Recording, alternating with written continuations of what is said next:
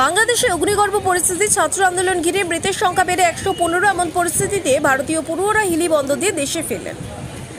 এদিন অর্থাৎ রবিবার বাংলাদেশ থেকে ভারত এবং নেপালের মেডিকেল পড়তে যাওয়া প্রায় 322 জন ছাত্রছাত্রী হিলি সীমান্ত দিয়ে ভারতে ফিরলেন। বাংলাদেশে প্রশাসন পুলিশের নিরাপত্তা দিয়ে তাদের সীমান্ত পর্যন্ত পৌঁছে দেয়।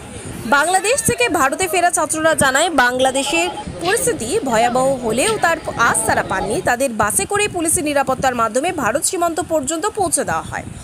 অপরদিকে বাংলাদেশ কারফিউ থাকার কারণে এদিন থেকে আমদানি রপ্তানি বাণিজ্য বন্ধ হয়ে গেলে হিলি সীমান্ত স্থলবন্দর দিয়ে। হিলি এক্সপোর্ট অ্যাসোসিয়েশনের সদস্য সুব্রত সাহা জানান, বাংলাদেশ ইন্টারনেট যোগাযোগ ব্যবস্থা বন্ধ থাকায় আমদানিকারকদের সাথে বার্তালাপ করা যাচ্ছে না। পাশাপাশি এদিন থেকে আগামীকাল পর্যন্ত আমদানি রপ্তানি বন্ধ থাকবে বলে বাংলাদেশ সরকারের তরফ থেকে জানানো গিয়েছে।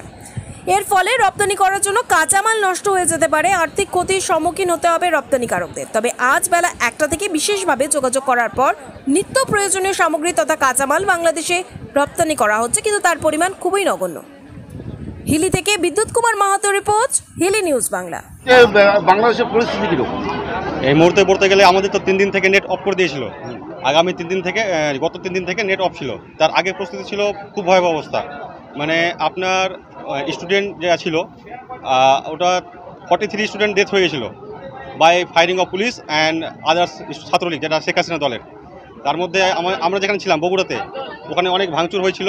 তো আমাদের যেখানে কলেজ ছিল ওই কলেজটা নিরাপত্তা ছিল, বাট যেটা বগুড়া সাতমাথা শহর ওখানে অনেক ভাঙচুর হয়েছিল, প্লাস ওখানে 3-4টা হত্যা হয়েছিল এবং পুলিশ ফায়ারিং 3 দিন ধরে চলেছিল।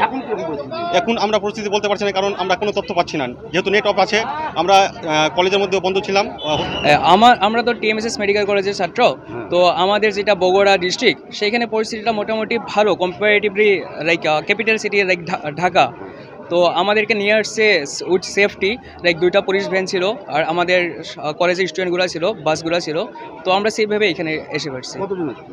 Near about 300 to 400। হ্যাঁ, স্টুডেন্টস। আপনি সব ইন্ডিয়া থেকে ওখানে মেডিকেল পড়তে গিয়েছেন? হ্যাঁ, ইন্ডিয়া আছে আর নেপালও আছে। নেপাল আর ইন্ডিয়া? হ্যাঁ, নেপাল। আমার আসাম। বাংলাদেশের পরিস্থিতি এই মুহূর্তে খুবই ভয়াবহ এবং খুব সঙ্গীন পরিস্থিতি।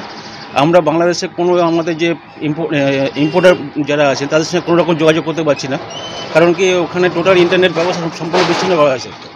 এর ফলে আমরা কোনো আমাদের পার্টির সঙ্গে যোগাযোগ করতে পারছি না, কোনো এলসিও হচ্ছে না, সমস্ত নেট সার্ভার সমস্ত ডাউন করা আছে, কাস্টম সার্ভার বন্ধ, কোনো ডিউটি হচ্ছে না। এর ফলে কোনো মাল ওরা ছাড় করতে পারছে না। আর এই কারণে আজকে বাংলাদেশ গভর্নমেন্ট বলে দিয়েছে আজ এবং আগামীকাল 2 দিন সম্পূর্ণ রকম বন্ধ, মানে কমপ্লিট শাটডাউন করে দিয়েছে টোটাল বাংলাদেশ। এবং শুধু তাই নয়, ওপারটাতেও কারফিউ আছে। এর ফলে আমাদের যে ইম্পোর্টার বন্ধুগণ আছেন কিংবা সিএনএফ যারা আছেন তারাও বাড়ি থেকে বেরোতে পারছে না। এরপরে টোটাল সমস্ত কিছু বন্ধ, মানে এক্সপোর্ট ইম্পোর্ট টোটালটা পুরো কমপ্লিট শাটডাউন